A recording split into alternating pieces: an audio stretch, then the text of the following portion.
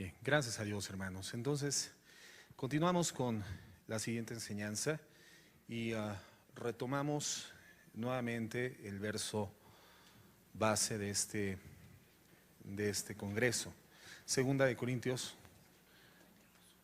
Perdón.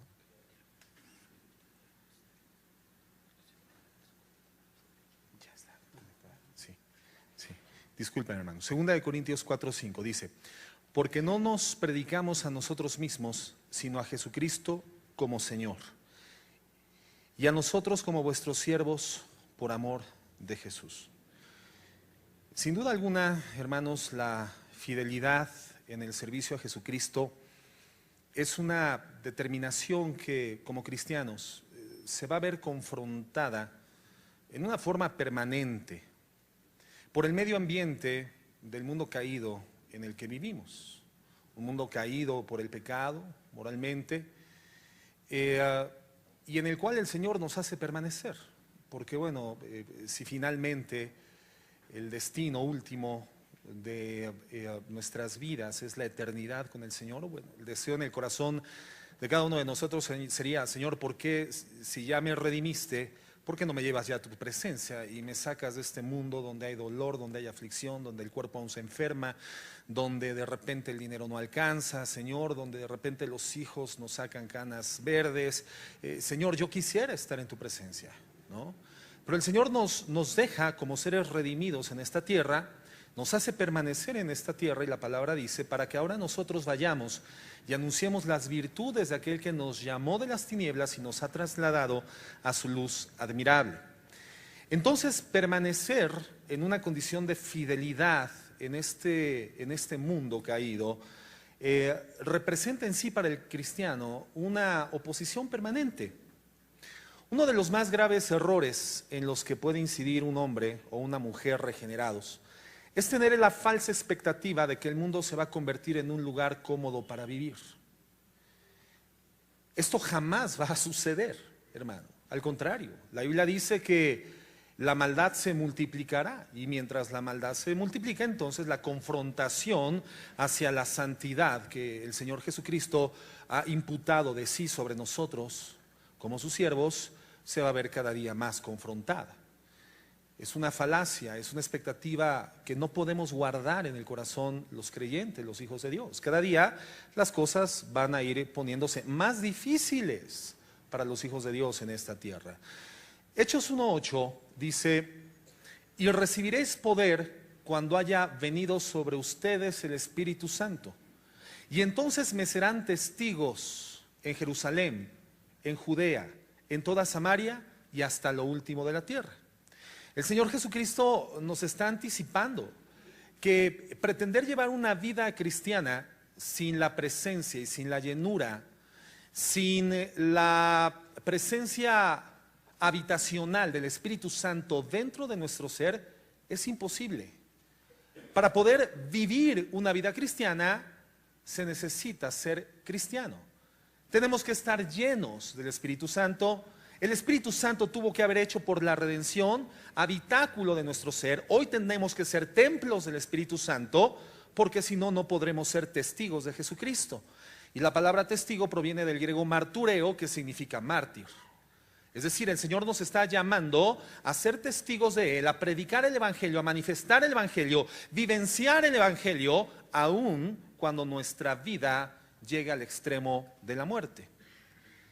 Es imposible sin la presencia del Espíritu Santo. Y dice: cuando haya venido sobre ustedes el poder del Espíritu Santo, entonces podrán hasta morir por mí, predicando el Evangelio. Y comienza una exposición gradual, a manera de círculos concéntricos, sobre la capacidad expansiva que el creyente tiene para predicar el Evangelio. Dice: primeramente me serán testigos en Jerusalén, que era una aldea prácticamente, una ciudad muy pequeña. Después en Judea, que ya era una ciudad grande. Después en toda Judea, en Samaria, que ya era una nación extranjera. Y después hasta lo último de la tierra.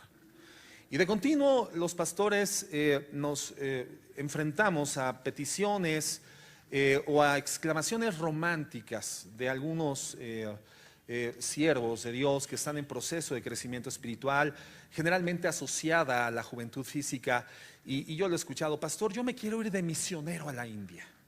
Pastor, yo quisiera que me enviaran al África.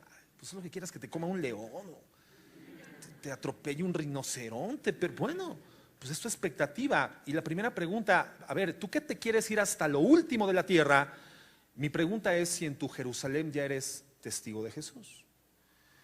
En tu primer círculo concéntrico, que es tu círculo natural de influencia, que es tu familia, que es tu ámbito social, que son tus vecinos, que es tu escuela, que es tu jefe de trabajo, que son tus compañeros de empleo, que es tu esposa fundamentalmente. Ayer el pastor Adrián nos enseñaba que comenzamos a ser siervos y nos enseñamos a ser siervos inminentemente, primeramente en nuestras familias. ¿Amas a tu esposa y la consideras como coheredera de la gracia? ¿Ya te sacrificas por ella como Cristo se sacrificó y se entregó a sí mismo por la iglesia para santificarla y presentársela a sí mismo una iglesia gloriosa, sin arrugas, sin mancha ni cosa semejante? ¿Cuántos maridos llegan con los pastores? Pastores, que no soporto a mi mujer es así y así y así, y el pastor tendrá que detener el momento de esa catarsis y decirle: perdónenme, mi hermano, pero de lo único que me está hablando es del poco nivel de sacrificio que usted ha vivido por su mujer. Porque el Señor dice que se sacrifique por ella y de esta forma la está amando y la está purificando y se la estaría presentando a usted mismo como una esposa gloriosa, sin arruga ni cosa semejante. Que la ame como Cristo amó a la iglesia. Entonces no me habla de su esposa, me habla de usted y del prácticamente nulo nivel de sacrificio que usted ha estado dispuesto a vivir por Jesucristo. La pregunta entonces sería: bueno, para ser siervos de Cristo hasta lo último de la tierra, ¿ya comenzaste por ser testigo, aun cuando esto te cueste la vida, en tu círculo natural de influencia? El Señor mismo te abrirá la puerta y te llevará a una zona más expansiva, más extendida, y probablemente algún día termines en África atropellado por un rinoceronte, predicando el Evangelio. El Señor dice: necesitas mi poder, la presencia del Espíritu Santo en tu vida, para poder ser mi testigo, para poder ser mártir, para poder dar la vida por predicar el Evangelio, y dicho de otra forma, para poder dar la vida para servirme. Necesitas poder del Espíritu Santo para ser mi siervo, para ser mi esclavo, ser mi doulos. Se requiere entonces, hermano, de este poder. El mundo que en el pasado odió a Jesucristo, hermano, es el mismo mundo que en el presente odia a su cuerpo, a la iglesia. El mundo que odió la santidad de Cristo en el pasado es el mundo que hoy en el presente odia la santidad de la iglesia. El mundo que quiso apagar la luz de Jesucristo es el mundo que querrá hacerte retornar a las tinieblas de tu vida pasada, porque odia la luz que reflejas de Jesucristo. El mundo jamás se va a constituir en un lugar cómodo para habitar como creyentes, como hijos de Dios.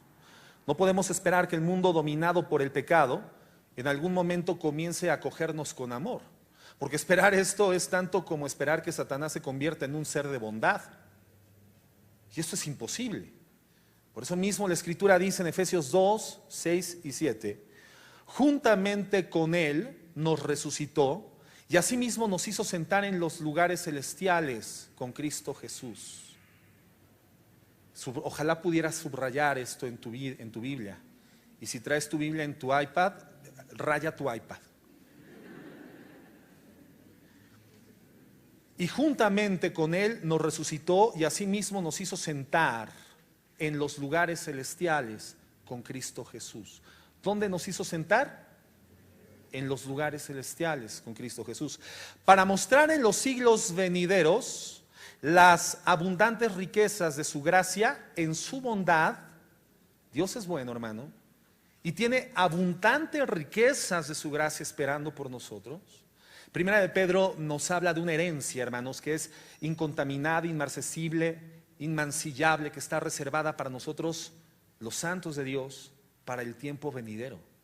Nuestro Dios es un Dios de bondad, es un Dios de gracia, pero por supuesto es un Dios de justicia.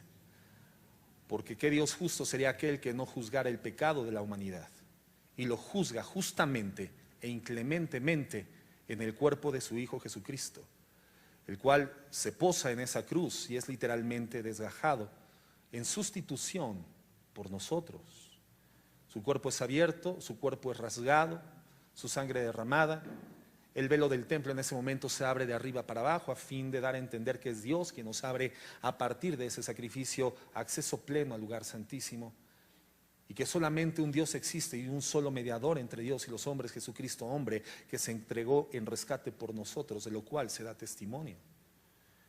Entonces, hermanos, dice la Biblia que estamos sentados juntamente con Cristo en los lugares celestiales para mostrar en los siglos venideros este amor y esta bondad que la vemos claramente manifiesta en la cruz. En la cruz vemos dos escenas, dos fotografías, dos imágenes.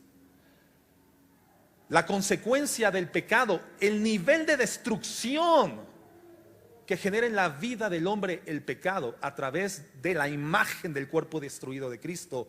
Pero también vemos la apertura y la inauguración de la gracia de Dios, dándonos acceso por la sangre de Cristo al lugar santísimo. Nuestro Dios es un Dios de bondad, es un Dios de justicia. Filipenses 3:20 al 21 dice: mas nuestra ciudadanía está en los cielos, de donde también esperamos al Salvador, al Señor Jesús. ¿De dónde esperamos el regreso de Jesús, hermano? De los cielos. Por eso dice la Biblia: alzaré mis ojos a los montes, porque de los montes, es decir, de lo alto, vendrá mi socorro. Mi socorro viene de Dios, que hizo los cielos y la tierra. ¿Hacia dónde tiene que estar tu mirada? Hacia los cielos. O hacia tu compadre el político, hacia tu compadre que en estas elecciones quedó como funcionario en alguna delegación política de la ciudad, y tus ojos están puestos sobre el favor que de él puedes recibir. El Señor dice: no, tu socorro viene de mí, porque tu ciudadanía, dice el Señor, está en los cielos, de donde también esperamos al Salvador, al Señor Jesucristo. Entonces, aquí la Biblia nos muestra que somos ciudadanos de dos dimensiones. Somos ciudadanos en lo espiritual del cielo, y esto legalmente ya ha sido constituido desde el momento en el cual Jesucristo moría en el Calvario.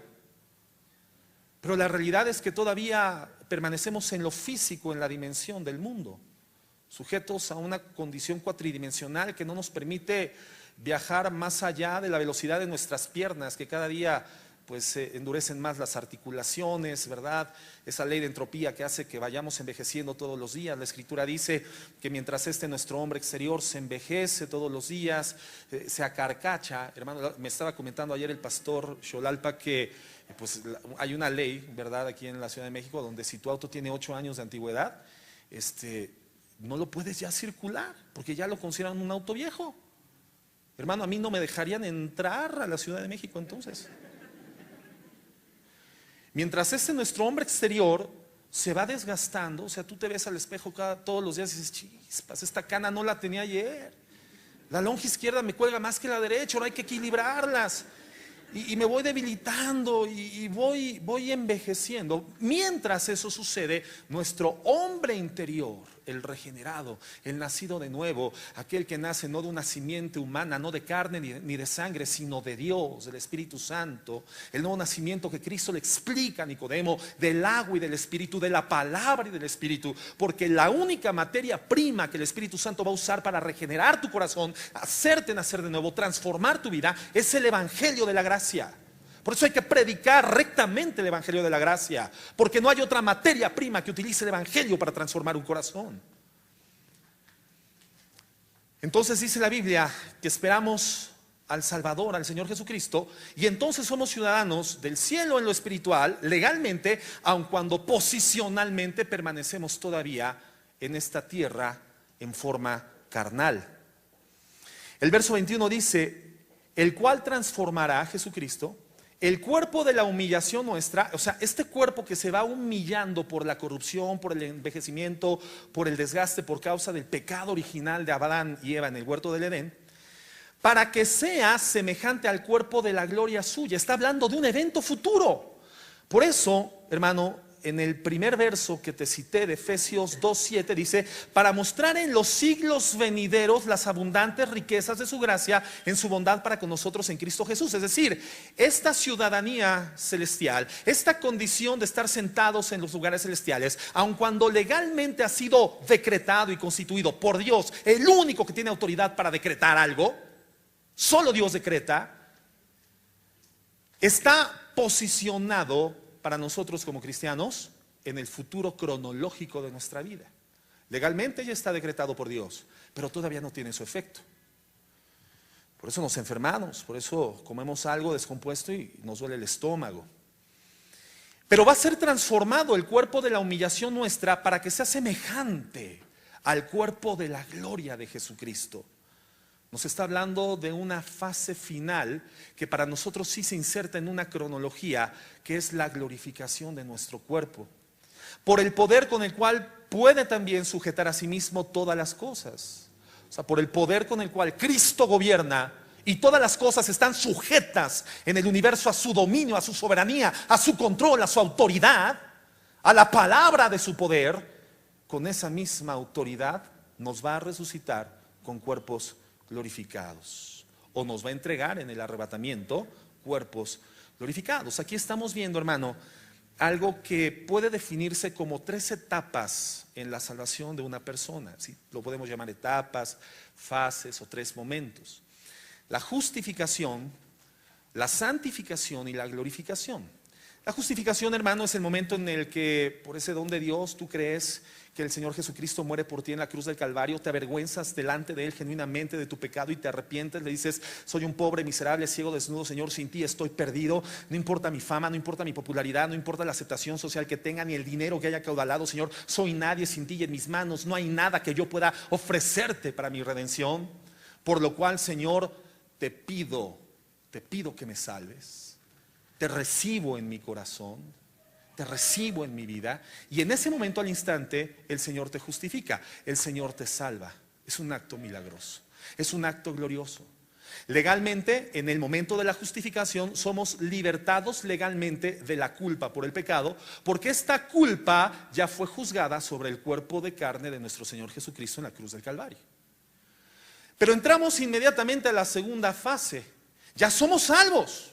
Una salvación que no depende de nuestra buena conducta, porque pende de los méritos de Cristo en la cruz del Calvario, no de las obras humanas. Pero entramos a otra fase, que es la fase de la santificación. El Señor nos regala con la salvación 2 cosas: la salvación y la santidad. Pero no una santidad nuestra, sino la santidad de Cristo, con la cual nos infiltra, con la cual nos reviste. Y ahora depende de nosotros, hermanos, vivir cotidianamente la santidad de Jesucristo. Esa es la santificación. Es la fase en la que actualmente estamos habitando la tierra, ya salvos, pero santificándonos todos los días. Y la tercera fase es la glorificación. Entonces, fíjate, la primera, la justificación, nos hace libres legalmente de la culpa por el pecado.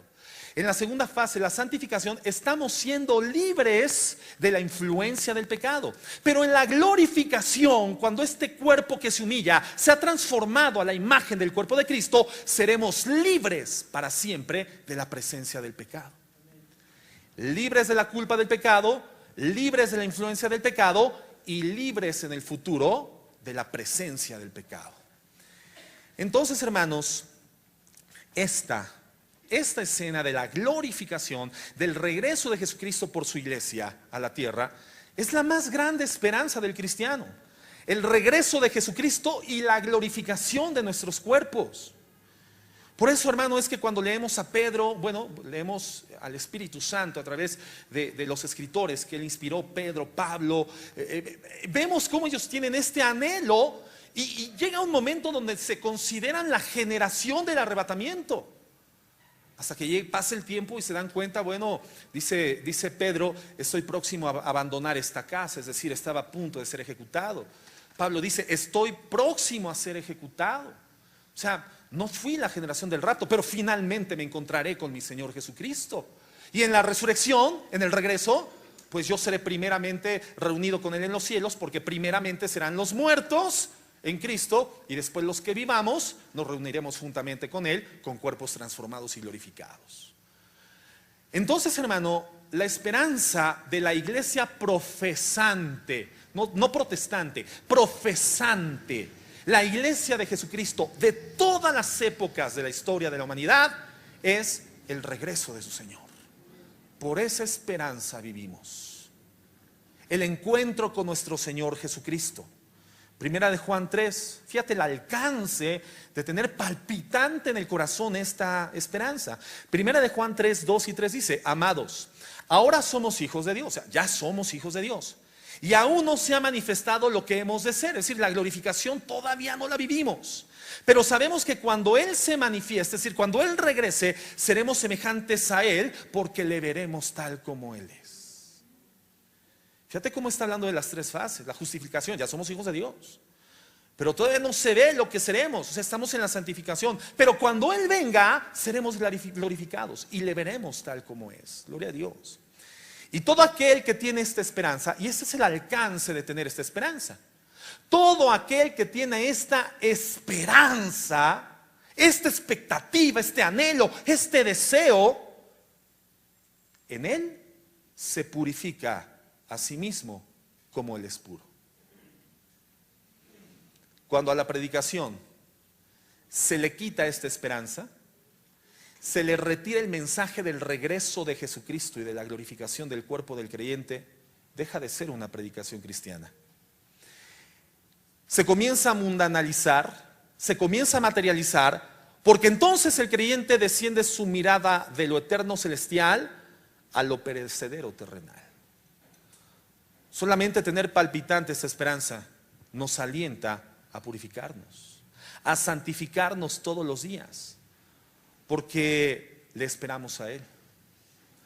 De otra forma, dice la Biblia, si Cristo no resucitó, bueno, pues tampoco nosotros resucitaremos, y vana es nuestra fe. Somos los más dignos de con misericordia, dice la Escritura. Comamos y bebamos porque el mundo se va a acabar. Vámonos con Ricky Martin a vivir la vida loca. Pero nuestra fe, hermano, y nuestra esperanza, dice la Biblia, no nos avergüenza.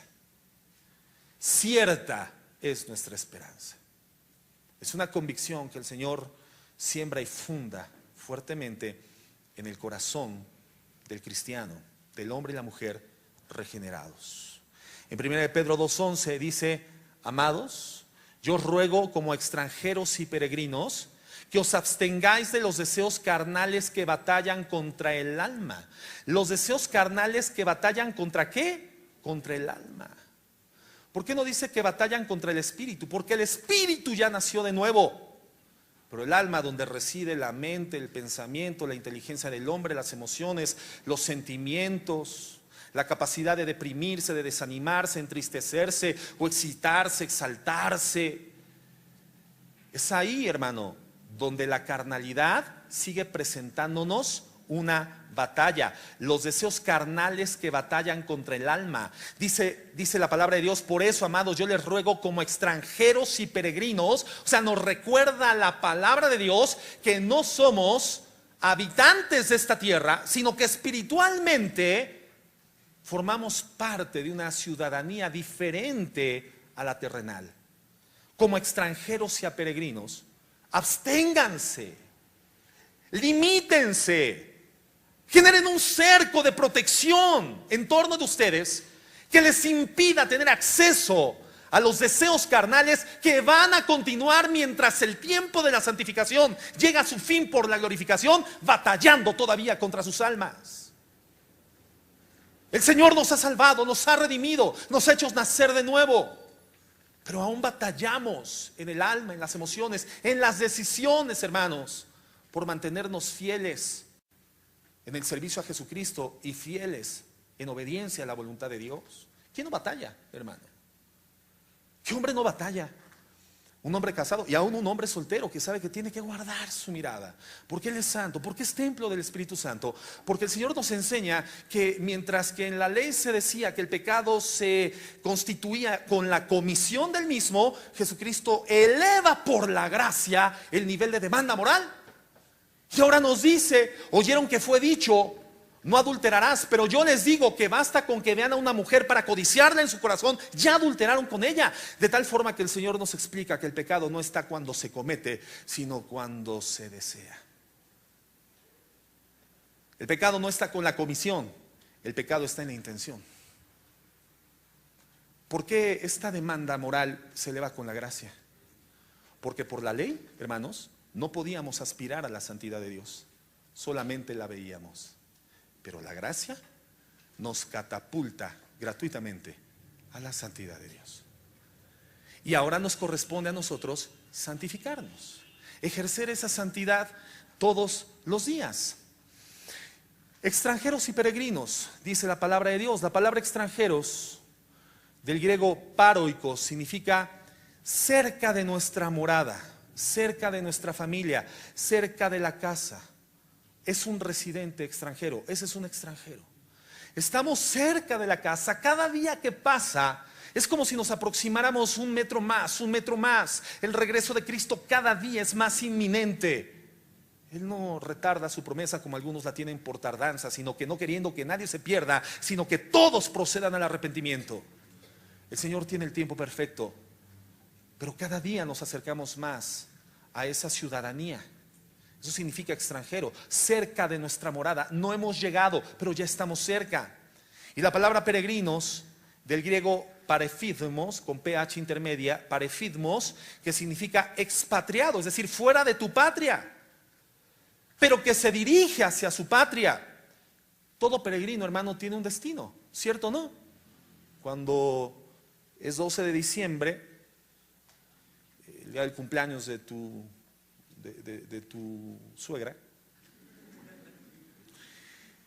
de repente vemos que fluyen de todos los lugares de la República Mexicana contingentes de personas que ya vienen en camiones, ya vienen en bicicletas, ya vienen en patinetas, ya vienen caminando, con un destino, ¿cierto o no? Son peregrinos hacia un destino falso.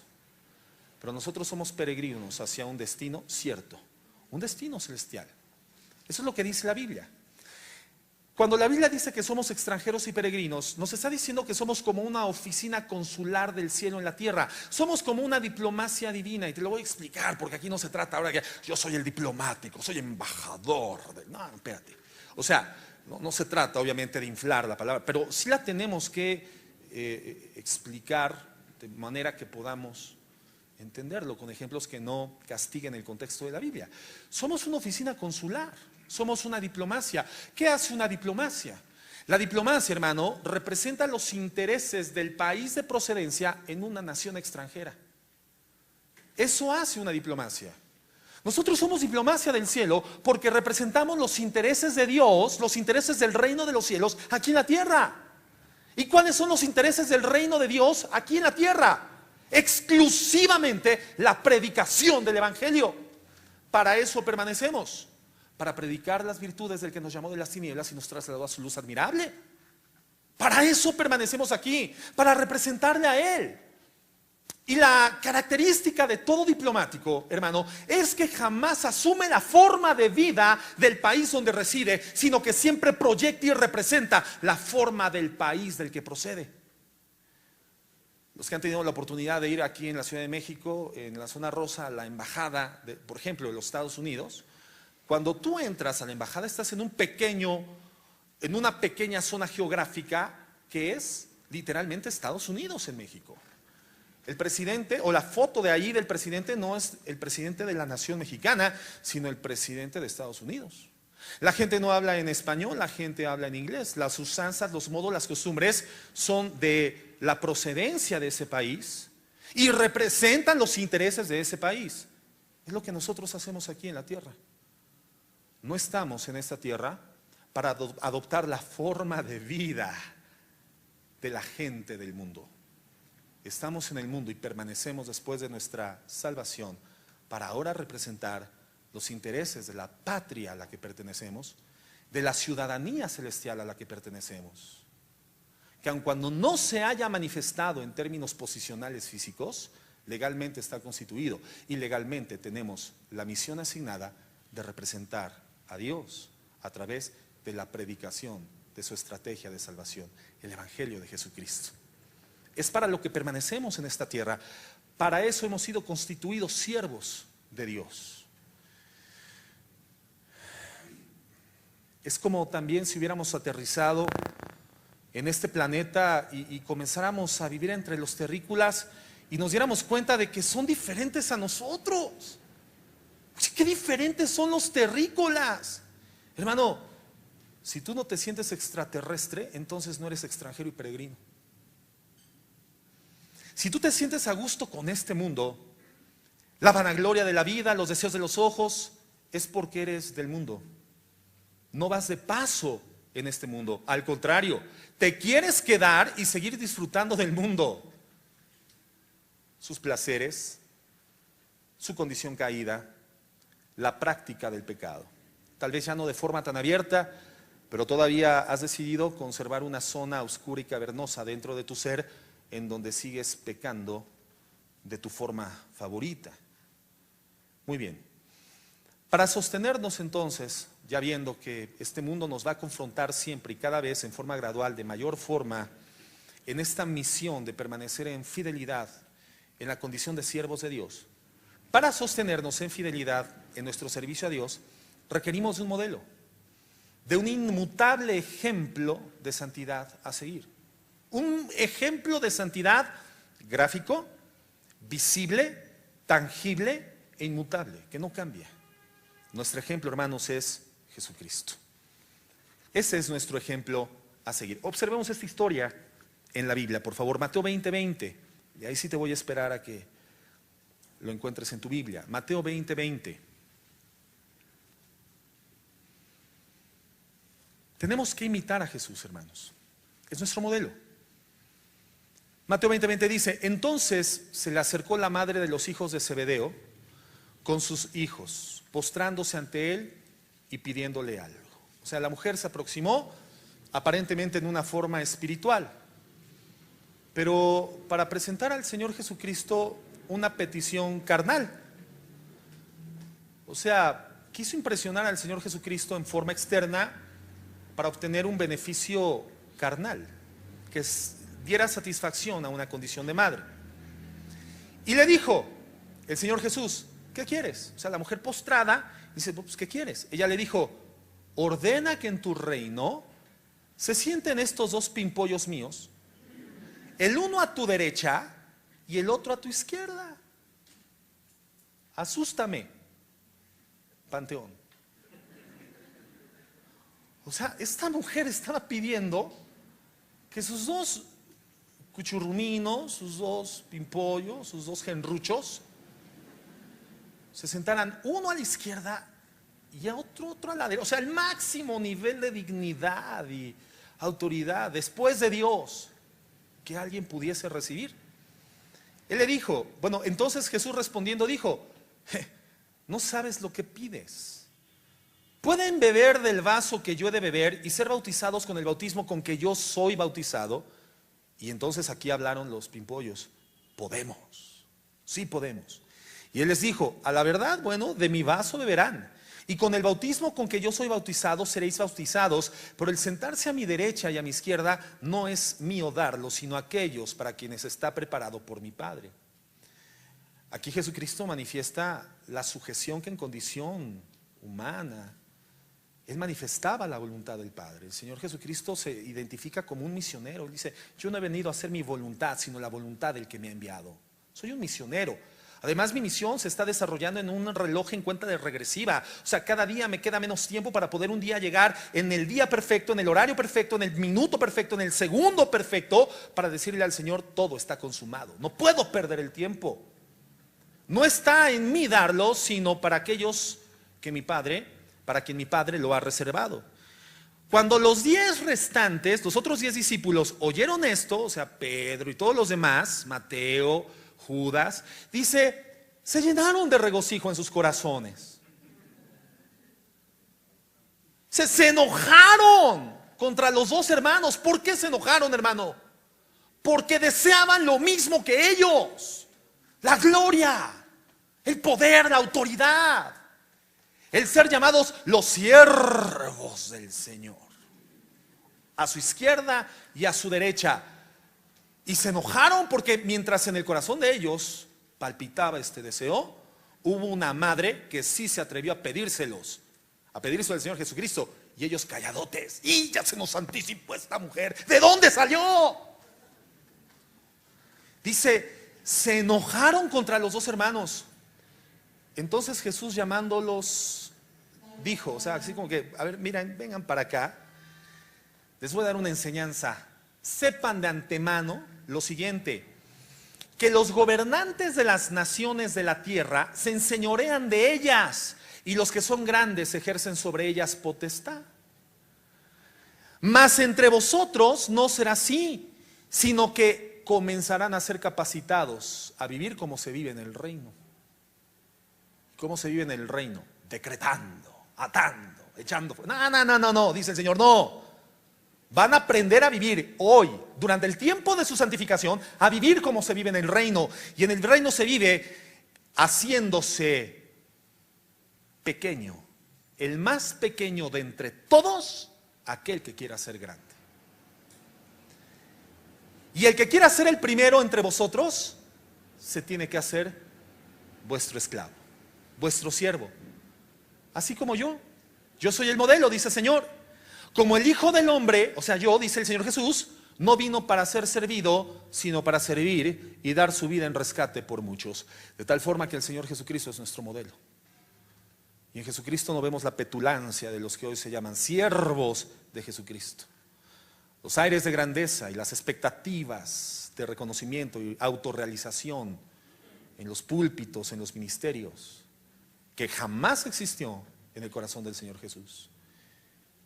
Que no vino a ser servido, sino a servir hasta el grado máximo en que alguien puede servir, dar su vida para rescatarla de alguien más. Veamos la siguiente escritura, hermanos, Filipenses 2, del 3 al 11. Dice, nada hagáis por contienda. Filipenses 2, del 3 al 11. Nada hagáis por contienda o por vanagloria, para buscar tu exaltación personal. Antes bien con humildad, en entera dependencia de Dios, estimando a cada uno a los demás como superiores a Él mismo. O sea que el Señor dice que tenemos que estar humildes,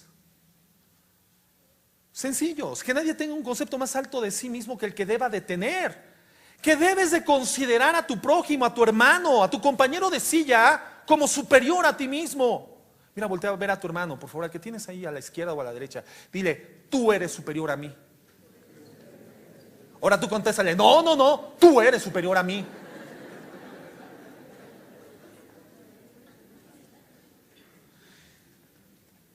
Y el verso 5 muestra algo extraordinario.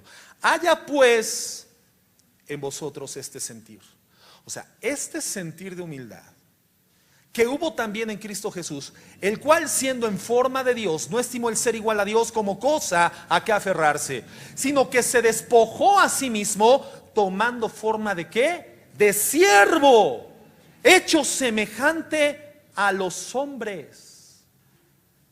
Y estando en condición de hombre, se humilló a sí mismo, haciéndose obediente hasta la muerte y muerte de cruz. Aquí encontramos algo importante. La condición humana nos ha sido dada por Dios para humillarnos. Porque el Señor Jesucristo solamente podía humillarse a sí mismo en condición humana. Por lo cual Dios también le exaltó hasta lo sumo y le dio un nombre que es sobre todo nombre, para que en el nombre de Jesús se doble toda rodilla de los que están en los cielos y en la tierra y debajo de la tierra, y toda lengua confiese que Jesucristo es el Señor, para gloria de Dios Padre. Entonces, hermanos, de Cristo aprendemos humillación total ante el propósito de Dios. O sea, ¿te das cuenta que el propósito no es tuyo? O sea, la cosa no gira en torno tuyo. La cosa no gira en torno del plan de Dios para mi vida, sino en torno del propósito de Dios, los propósitos eternos de Dios. De Cristo aprendemos esto. Humillación total, hermano, para cumplir el propósito de Dios y obediencia a Dios hasta la muerte. Debe de haber en nosotros este mismo sentir que hubo en Cristo Jesús. Humillarnos totalmente para que el propósito eterno de Dios se desarrolle en lo que a nosotros nos corresponde como parte integral de un cuerpo que está constituido por miembros diferentes, pero cada miembro recibe una asignación para que el cuerpo camine, para que el cuerpo se desarrolle. Ese debe de ser el máximo anhelo, que yo sirva en humillación al propósito de Dios y estar dispuesto a morir por mantenerme en obediencia a Dios en un mundo que se va a presentar contrario y opuesto a que esto se logre a través de mi vida. Ahora, esto es lo que la Biblia nos dice de Jesucristo como siervo. Pero, ¿qué dice de nosotros la Biblia? Sus redimidos, sus siervos, sus esclavos. Fíjate lo que dice Hebreos 12, 3 al 4. Dice: considerad aquel que sufrió tal contradicción de pecadores contra sí mismo, para que vuestro ánimo no se canse hasta desmayar. Fíjate, hermano, considerad a aquel que sufrió tal contradicción de pecadores contra sí mismo. Está hablando de Jesús. Para que vuestro ánimo no se canse hasta desmayar. Lo peor que te puedes topar en la vida es a un cristiano desanimado. Un cristiano que tiró la toalla. Un cristiano que decidió abandonar la carrera. Un cristiano que decidió estancarse. Quiero decirte algo, en la vida cristiana no hay tal cosa como estancamiento. O avanzas o retrocedes. Porque vamos en contra de una corriente. Es como si el que va remando contra la corriente dijera: ya me cansé, ya me desanimé, me voy a dormir 10 minutos. Cuando se despierte, la corriente le llevó más atrás que del punto de partida mismo. En Cristo o avanzas o retrocedes, pero no te estancas. No te puedes desanimar. Y para no desanimarnos, para no desmayar, dice la Biblia que tenemos que considerar a Jesucristo. Y la palabra considerar significa observar detalladamente a Jesucristo, escudriñar profundamente a Jesucristo, aprender íntimamente de Jesucristo para imitar a Jesucristo. ¿Dónde consideramos a Cristo? ¿Dónde observamos a Cristo? ¿Dónde escudriñamos a Cristo? ¿Dónde aprendemos de Cristo, hermano? ¿En dónde? En la palabra, en la Biblia. Por eso no hay tal cosa como un cristiano disociado de la palabra de Dios. Por eso el Señor infiltra dentro de nuestro ser con la salvación una hambre, un deseo, una sed por la palabra de Dios. Un disfrutar de la palabra. Antes de conocer al Señor intentábamos aproximarnos a la Biblia porque entendíamos por conciencia que había algo bueno ahí. Pero abríamos la Biblia, hojas delgaditas a doble columna, letra chiquitita, y decíamos: esto es una enramada encrucijada, no lo entiendo. Pero ahora vas a la palabra de Dios. Y esa letra, hermano, que es una letra plasmada en un impreso o en tu iPod o en donde esté, de repente te das cuenta que no es unidimensional, sino que es hiperdimensional. Cobra textura, cobra color, cobra sabor, penetra tu corazón y comienza a transformarlo literalmente. Te comienza a llevar a amar al Dios al que antes aborrecías y a despreciar el pecado en el que antes te regocijabas. Entonces consideramos a Cristo, hermano, en una vida de intimidad con la palabra de Dios. Hebreos 12:4 dice: porque aún no habéis resistido hasta la sangre combatiendo contra el pecado. En la versión Dios habla hoy, ese mismo verso se traduce: pues ustedes aún no han tenido que llegar hasta la muerte en su lucha contra el pecado. ¿O alguno ya se murió luchando contra el pecado? Sí, algunos sí. A ver, el muerto, levante la mano. Nadie se ha muerto. O sea, no hemos hecho hasta lo último.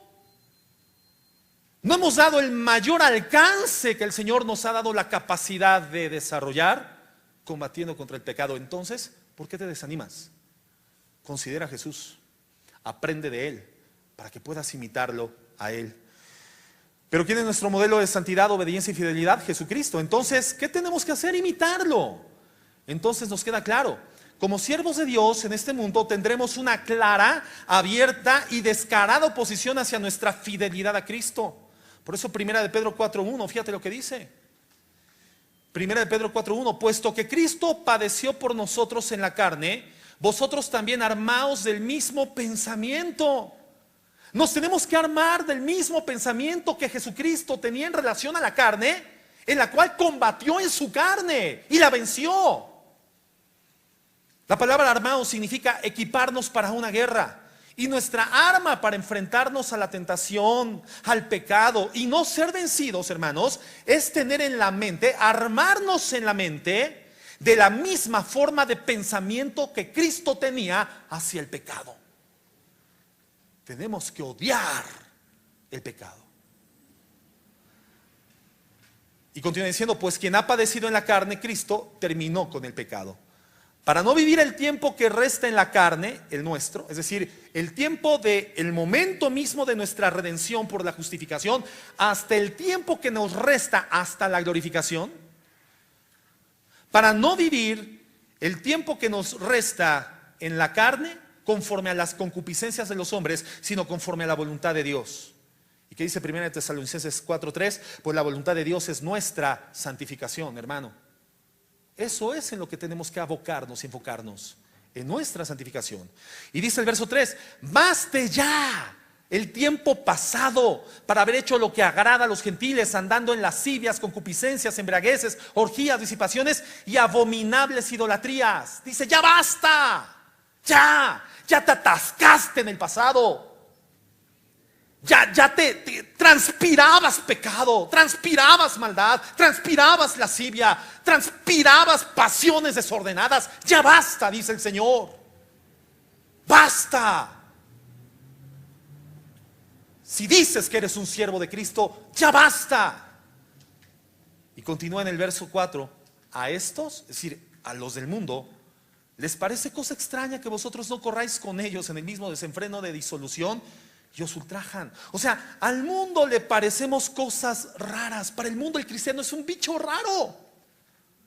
Al mundo le parece cosa extraña que la joven de 16 años no esté buscando desenfrenadamente perder su virginidad, sino que al contrario tenga sobre el valor de la castidad y la virginidad un concepto alto, un deseo de conservarlo y glorificar por su virginidad a Dios. Al mundo le parece cosa extraña que no te metas un carrujo de marihuana si eres un joven estudiante de preparatoria de universidad para sentirte intelectual. Al mundo le parece cosa extraña que no engañes a tu esposa y te avientes una canita al aire como lo hace todo el mundo. Finalmente ni siquiera se va a enterar. ¿A quién le va a dar pan que llore? Y la secretaria pues no está de tan mal ver. Al mundo le parece cosa extraña la forma de vida del cristiano. Y por cuanto vivimos de manera diferente, por cuanto somos santos, consagrados para Dios, y otra acepción de la palabra santo es diferente, por cuanto somos diferentes, el mundo nos va a ultrajar. Nos va a confrontar. La palabra ultrajar significa, primeramente va a hablar mal de nosotros, nos va a difamar, nos va a calumniar. Y va a comenzar, ay, mire el aleluyo. Uy, sí, mira, la Virgen de aquí de Iztapalapa. Uy, se siente muy santo. Uy, se viene el persinado. Te van a comenzar a ultrajar. Y ese ultraje puede llegar hasta la muerte, porque el mundo odia lo que es diferente, aquello que no le sigue la corriente. ¿Qué pasa con un empleado recién contratado en una empresa donde todos los empleados están viciados? Llegan cuando quieren, se van cuando quieren y fraudean aún con el checador de la entrada y de la salida para que su jefe no se dé cuenta. Pero de repente llega un trabajador que es honesto, un trabajador cristiano, que no tiene que andar diciendo que es cristiano, sino que llega puntual, devenga su salario trabajando justamente todas las horas, se queda horas extras cuando se lo piden, no reniega y lo hace con gusto en su corazón porque sabe que no sirve al ojo del hombre, sino sirve a Dios y honra a Dios con su trabajo. ¿Qué hace este grupo de trabajadores viciados? Lo comienzan a odiar, porque la santidad de Él, la luz de Él, pone de manifiesto la oscuridad en la que el mundo vive. Por eso los malos odian a los buenos. ¿Por qué? Porque son buenos. El mundo odia a los cristianos. ¿Por qué? Porque somos diferentes. Simplemente por eso nos van a ultrajar. Pero dice el verso 5: pero ellos darán cuenta al que está preparado para juzgar a los vivos y a los muertos, a Dios. Porque por eso también ha sido predicado el evangelio a los muertos, para que sean juzgados en carne según los hombres, pero vivan en espíritu según Dios. O sea, aquí no significa cuando dice, porque esto también ha sido predicado, porque por eso también ha sido predicado el evangelio a los muertos. O sea, obviamente no se está refiriendo a que los muertos tengan una segunda oportunidad de escuchar el evangelio. No, está diciendo que a todas las generaciones de cristianos que nos han antecedido en esta tierra, que recibieron el evangelio, que vivieron por el evangelio, que fueron salvos, el mundo, dice, los juzgó según la carne, es decir, los ultrajó. El juicio del mundo contra ellos fue ultraje según los hombres, pero viven en espíritu según Dios, en vida eterna. O sea, aquí nos está diciendo que todos los cristianos que nos han antecedido en esta tierra ya han sido libertados de esa oposición del mundo por vía de la muerte.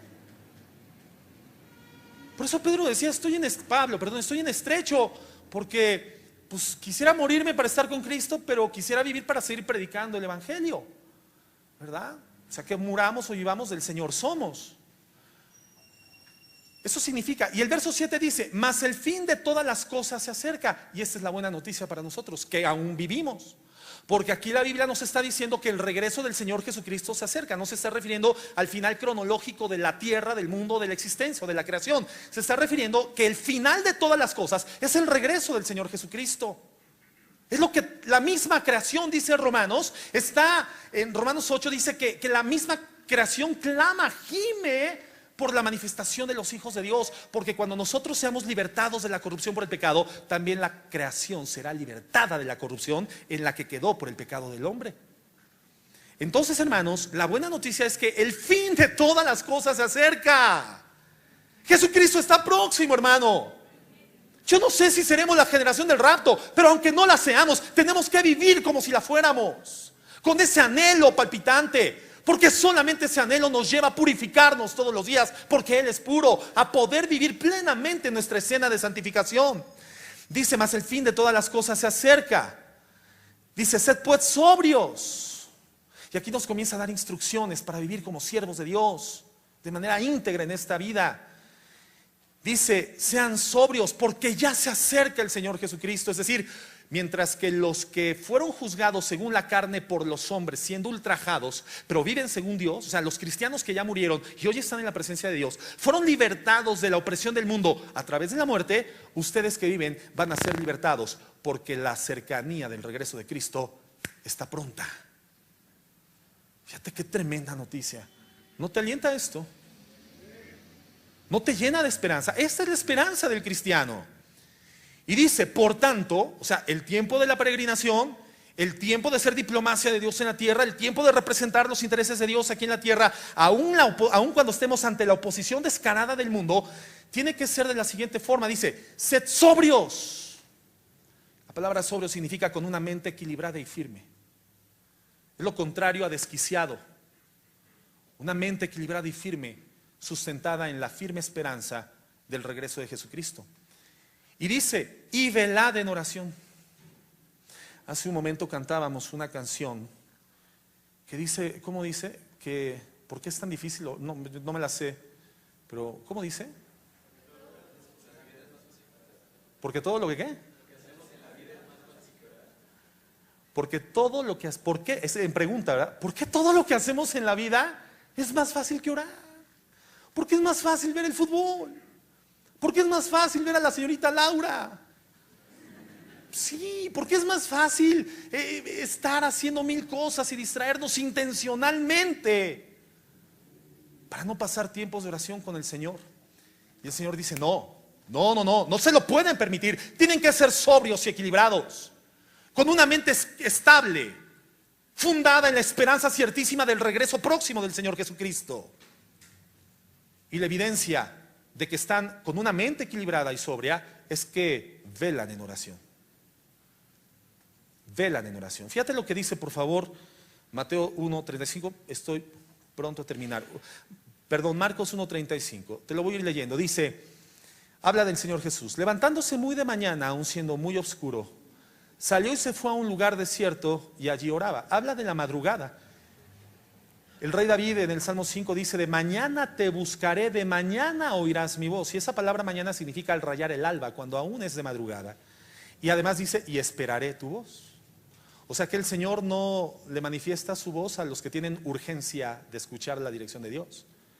Dios no habla con gente desesperada. Dios habla con aquel que se da el tiempo para buscarle en un horario donde nadie te puede interrumpir, donde en tu entorno hay quietud y silencio, y además tienes el tiempo para esperar. Y entonces dice, siendo muy oscuro, salió a un lugar desierto y allí oraba. Y le buscó Simón y los que con él estaban. Y hallándole le dijeron, todos te buscan. Él les dijo, vamos a los lugares vecinos para que predique también allí, porque para esto he venido. Fíjate qué importante esto que vemos en Marcos, hermano. Porque aun cuando es la única, esta mención de que se levantaba de madrugada el Señor, la vemos, o de que oraba de madrugada, la vemos en Marcos y la vemos en el huerto de Getsemaní. Pero podemos entender que evidentemente para el Señor Jesucristo era un hábito buscar al Señor, como la Biblia lo enseñaba en el Antiguo Testamento de madrugada. Y entonces, hermano, entendemos que los momentos donde el Señor va a hablar profundamente al corazón son las madrugadas. Dios diseñó las madrugadas para los cristianos, para la intimidad con Dios. Y fíjate la importancia. Jesucristo es encontrado por Simón. Obviamente Simón no llega de madrugada, sino que Simón ya por ahí ya el sol lo despertó y comienza a buscar a Jesús porque la multitud se había agolpado. Y entonces llega con Jesús, lo encuentra y le dice: Señor, la multitud te espera. Casi vio a Simón, a Pedro, diciendo: Señor, ya organizamos en bloques. Tenemos a los endemoniados, tenemos a los hambrientos, tenemos a los muertos, tenemos a los esquizofrénicos, Señor. ¿Por dónde vamos a empezar?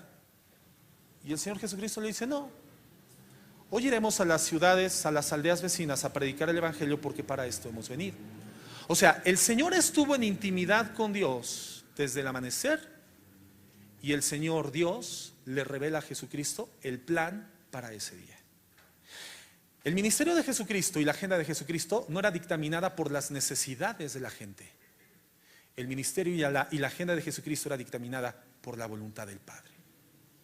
La vida de un siervo de Jesucristo no está dictaminada por la necesidad de la gente de tu entorno. Está dictaminada por la voluntad de Dios, la cual la conoces porque intimas con Dios. Cuando tú le das la prioridad a Dios, el Señor te regala intimidad, te revela el secreto de su corazón. Cosas ocultas que no han subido al corazón del hombre, que ojos no han visto, que oídos humanos no han escuchado, son las que Dios tiene preparadas para los que le aman. ¿Y cómo demuestras de manera elemental tu amor por Dios? Por tu deseo de estar en su presencia. Ahora, yo con esto pues no te quiero decir, evidentemente, hermano, esa es una decisión personal, ¿verdad? O sea, yo no quiero sentar una doctrina y decir: no, todos tienen que orar de madrugada. Bueno, no, o sea, mira, aquí la realidad es una. La Biblia nos compara con un cuerpo. El Señor nos compara con un cuerpo, ¿cierto o no? Pero también nos compara con un ejército. Las armas de nuestra milicia no son carnales, sino poderosas en Dios, ¿verdad? No tenemos guerra contra sangre y carne, sino contra principados, potestades, huestes espirituales de maldad en las regiones celestes. O sea, somos un ejército en pelea contra fuerzas espirituales invisibles, así de sencillo. Pero, al compararnos con un ejército, yo quiero preguntarte, hermano, ¿en qué momento el capitán o el comandante o el general del ejército da la orden del día? ¿Habrá aquí alguien que estuvo en la milicia? ¿Habrá alguien aquí, un marín, un militar, un aviador? No que te hayas metido en un terreno sin permiso del dueño, no. Un aviador de carrera militar. ¿Habrá aquí alguno o que haya estudiado en una escuela militar? Bueno, te lo informo y seguramente lo sabes. La orden del día es lo primero que recibe como instrucción un ejército, un pelotón, una compañía. Y cuando termina el día hay una nueva reunión con el general para brindarle el parte de las actividades del día conforme el orden del día que se recibió como primer mandato. Solo hay hermanos que dicen: no, pastor, no, es que la verdad por mis actividades, por mi agenda tan cargada, yo oro a Dios a las 6 de la tarde, que ya es cuando estoy tranquilo. A ver, hermano, ¿usted es ejército de Dios? Sí, pastor, yo soy ejército de Dios. Ah, bueno. ¿Y cree usted que Dios le va a dar la orden del día a las 6 de la tarde? ¿Qué tendría que estar haciendo a las 6 de la tarde o a las 7 de la noche o a las 8? Usted ahora presentándole el parte de actividades al Señor. Señor, en la mañana estuve en intimidad contigo, tú me revelaste, Señor, qué era lo que íbamos a hacer. O sea, no me dijiste hoy vas a chocar, y no. Pero tú me instruiste, tú me fortaleciste, tú me capacitaste para poder resolver de forma espiritual todos los problemas carnales que voy a enfrentar en este mundo, la oposición que en ese día voy a enfrentar por el simple hecho de ser cristiano y ser tu siervo. Tú me revelaste. Ahora, el parte es el siguiente, Señor. Mira, en esto estuvimos muy bien, en esto acerté. Señor, la verdad es que cuando se me metió esa mujer que estaba enchinándose las pestañas con una cuchara en el cabello, Señor, ahí sí, pues le recordé que no había ido a ver a su mamá. Pero, Señor, fallé, pero si tú me fortaleces, Señor. Y eso es lo que hace el creyente, hermano. Brindar un parte. No, lloro en las noches. No, hermano, discúlpame. El Señor no te va a dar la orden del día en la noche. La orden del día a un ejército se le da en la mañana. Ahora acompáñame por favor a Marcos 14:32. Estamos hablando que el Señor nos dice: mientras este tiempo de peregrinación sean sobrios y velen en oración. Marcos 14:32. Vinieron pues a un lugar que se llama Getsemaní y dijo a sus discípulos: sentaos aquí entre tanto que yo oro. Y tomó consigo a Pedro, a Jacobo y a Juan y comenzó a entristecerse y a angustiarse. ¿Qué era lo que iba a hacer Jesucristo? A orar. Permanezcan aquí mientras yo oro. Y les dijo: mi alma está muy triste hasta la muerte, quedaos aquí y velad. Yendo un poco delante, se postró en tierra y ¿qué hizo? Oró, que si fuese posible pasase de él aquella hora, y decía: Abba, Padre, todas las cosas son posibles para ti, aparta de mí esta copa, mas no lo que yo quiero, sino lo que tú. Vino luego y los halló orando. ¿Los halló qué? Durmiendo. Y dijo a Pedro: Simón, ¿duermes? ¿No has podido velar una hora? No me digan cuánto oran, hermanos, porque tampoco les voy a decir yo cuánto oro. Pero el Señor dice: no han podido velar en oración una hora.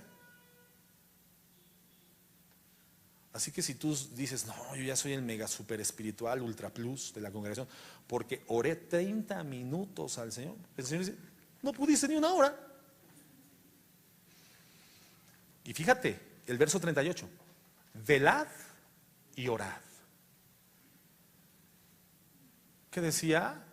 Sed sobrios, 1 Pedro, sed sobrios y velad en oración. O sea que hay una armonía y una congruencia perfecta. Velad. ¿Qué significa velar? Permanecer despiertos mientras los demás duermen. Velad para orar, para que no entréis en tentación. El espíritu a la verdad está dispuesto, pero ojo, despiertos, alertas. La carne, que aún combate entre sus miembros, es muy débil. El espíritu a la verdad está dispuesto, pero la carne es débil. ¿Qué significa? Sí, Señor, yo te quiero servir hasta la muerte después de este congreso. Sí, Señor, tú le has dado convicción a mi corazón. Ahora sí voy a serte fiel, papá. Me voy a consagrar. Voy a llegar a la meta, dice el Señor. Pero entiende que hay tentaciones. Y aunque tu espíritu me quiera servir y serme fiel de la forma en la que me lo estás diciendo, mientras no tengas una vida de oración, por la debilidad de tu carne, terminarás cediendo ante la tentación. Velad y orad para que no entréis en tentación. El espíritu a la verdad está dispuesto, pero la carne es débil.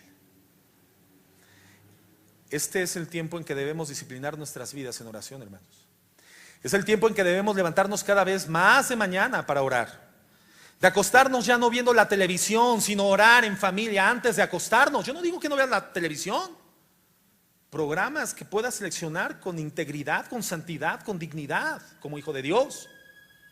Pero hermano, por favor, un cristiano no puede quedarse dormido, ¿verdad? Y de repente despertarse cuando oye que se le cae el control de las manos, el control del televisor al piso. ¡Ay!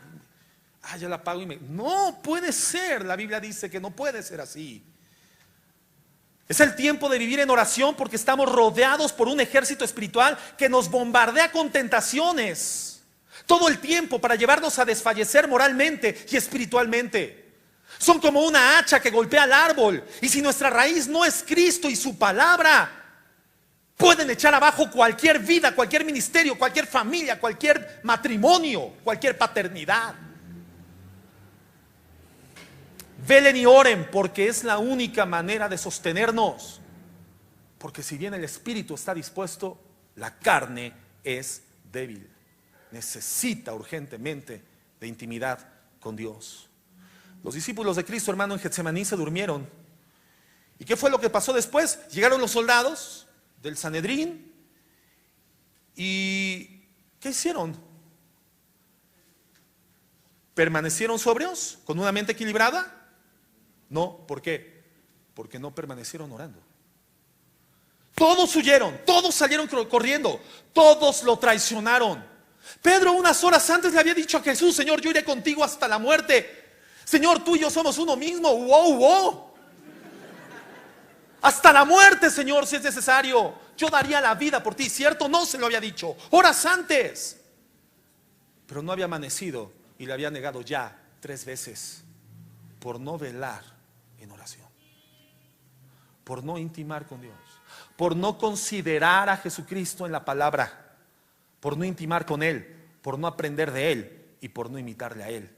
Jesucristo, hermanos, es nuestro modelo de servicio. Él se hizo siervo para enseñarnos a nosotros ser siervos, humillándonos hasta lo sumo para lograr el propósito de Dios y obedeciendo si es necesario hasta la muerte. La falta de oración hará que tú tarde o temprano te conviertas en un traidor. Y no digo que seas un apóstata, porque ya vimos que los apóstatas no son hijos de Dios, pero sí hay hijos de Dios que traicionan a Dios. ¿Qué hizo Pedro? Se arrepintió y el Señor lo perdonó. ¿Por qué? Porque el Señor sabía que el corazón de Pedro era un corazón que iba a aceptar toda la redención, iba a ser beneficiado por toda la redención. Y le perdona, pero fue traidor. Y todos los demás lo traicionaron, hermanos, porque no velaron en oración. Jesucristo se mantuvo en oración, Él sí se mantuvo en oración. Y a pesar de la gran presión moral, dice la Biblia, estoy triste hasta la muerte, el Señor Jesús. En la presión psicológica más grande de toda su vida ministerial, hermano. Dice la Biblia que la presión era tan grande que aún sudaba como grandes gotas de sangre.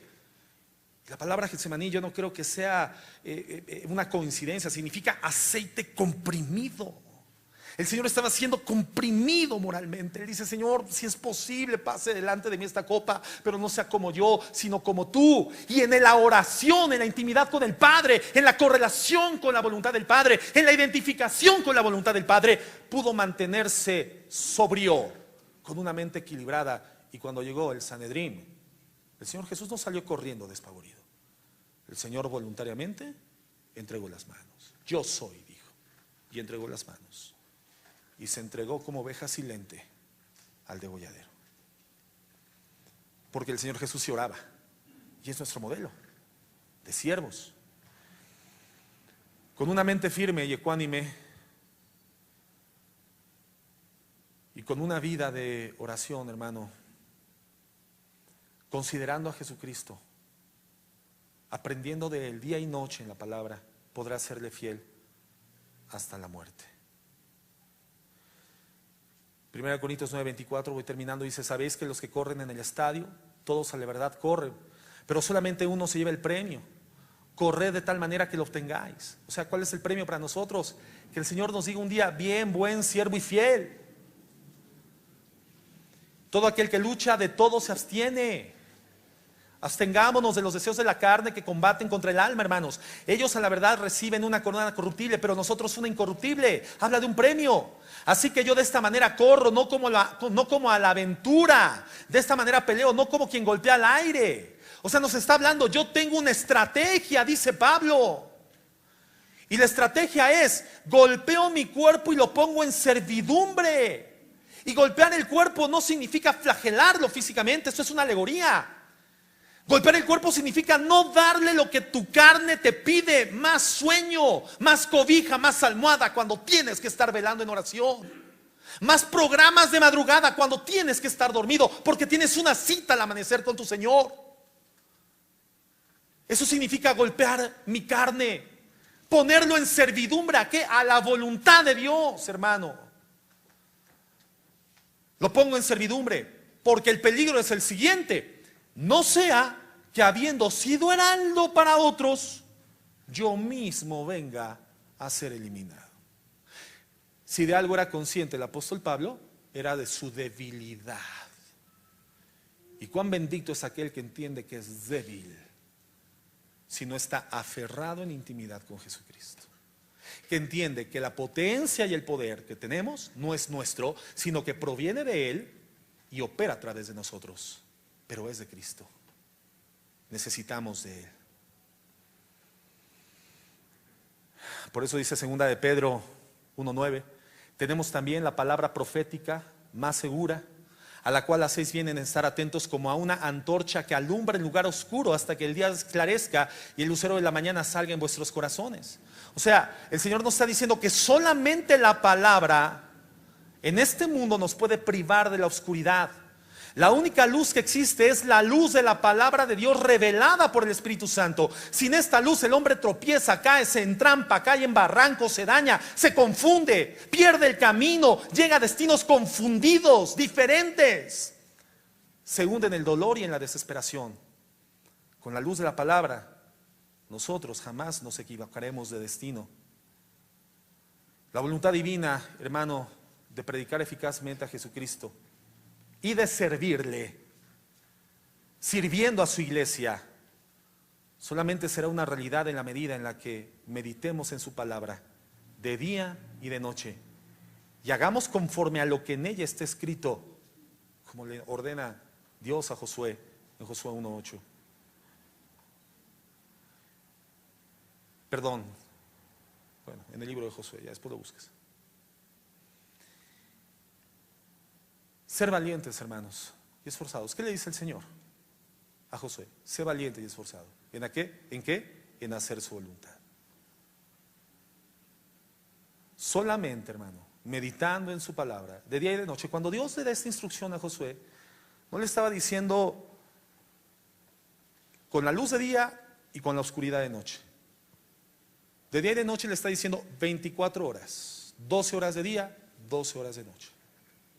No, pastor, pero si yo en mi trabajo me pongo a leer la Biblia, en vez de trabajar me van a correr, y bien van a hacer, porque el trabajo es para trabajar, no para leer la Biblia. Pero la orden de Dios no es leerás, la orden de Dios es meditar, y para meditar ya tuviste que estar en intimidad con Dios. Para meditar, la palabra meditar significa hablar en voz queda, en voz baja, estar repitiendo continuamente, es decir, masticar la palabra, masticarla, masticarla, masticarla, para poder digerirla y tragarla, y que llegue al corazón del cristiano, que es el corazón donde hace digestión, y de la misma forma que el estómago físico digiere y destina por la sangre todos los nutrientes a todas las partes del cuerpo, tejidos, órganos, etcétera, sistemas, la palabra de Dios en tu corazón sea revelada por el Espíritu Santo y entonces fortalezca toda tu vida espiritual. Entonces Dios le dice a Josué: entonces prosperarás en tu camino y todo lo que hagas te saldrá bien. Pero no se refiere a la prosperidad del anhelo del corazón de Josué, sino a la voluntad de Dios prosperada en la vida de Josué. ¿Y cuál era la voluntad de Dios? Que subieran a la tierra de Canaán, la tomaran y la distribuyeran. La única voluntad que debemos anhelar sea prosperada en nuestras vidas es la de Dios, no la nuestra, hermanos. ¿Y cómo va a suceder esto? Meditando en la palabra de día y de noche, permaneciendo sobrios, velando en oración. Es un reto, hermano, es un desafío muy grande, pero el Señor nos alienta y dependemos de Él. Al final hay una recompensa que vamos a recibir, lo puedes leer en tu casa, Romanos 14 del 10 al 12, habla de un tribunal en donde recibiremos recompensas por la eficacia de nuestra vida cristiana. Y estas recompensas, hermanos, que están esperando por nosotros, no pueden ser tampoco el motor ni la motivación. La motivación de un cristiano para vivir eficazmente la vida cristiana y en el tribunal de Jesucristo recibir un balance que el Señor diga: bien, buen siervo y fiel. La única motivación es el amor a Jesucristo. Por eso la Biblia dice que no nos predicamos a nosotros mismos. No nos predicamos a nosotros mismos, sino a Jesucristo como Señor y a nosotros como vuestros siervos, por amor de Jesucristo. Tenemos un modelo. Él se hizo siervo para enseñarnos a ser siervos, hermanos. La decisión es individual. Vamos a orar. Señor, te damos gracias por tu palabra. Gracias de verdad en esta oportunidad, Señor, porque tú nos enseñas. Tu palabra es lámpara a nuestros pies, lumbrera a nuestros caminos, nos garantiza llegar al destino, llegar a la meta. Dependemos de tu palabra, Señor. Dependemos de la intimidad, dependemos de la oración, de mantenernos sobrios en los momentos difíciles, en los momentos de sufrimiento, en los momentos de injusticia, en los momentos de soledad, en los momentos de traición y de abandono en contra de nuestras vidas. La sobriedad, Señor, solamente nos la dará una mente equilibrada que es sostenida por permanecer en oración y considerarte a ti aprender de ti en la palabra. Día y noche de nuestra vida, meditar en ti. En el nombre de Jesús.